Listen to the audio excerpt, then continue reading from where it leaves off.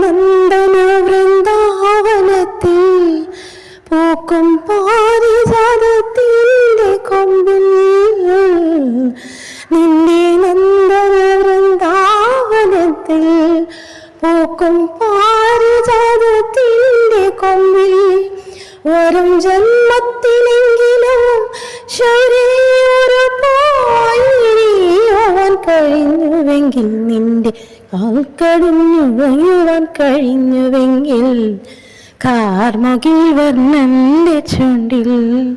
ചേരുമോട് കുഴലിൻ്റെ ഉള്ളിൽ വീടുറങ്ങുന്നൊരു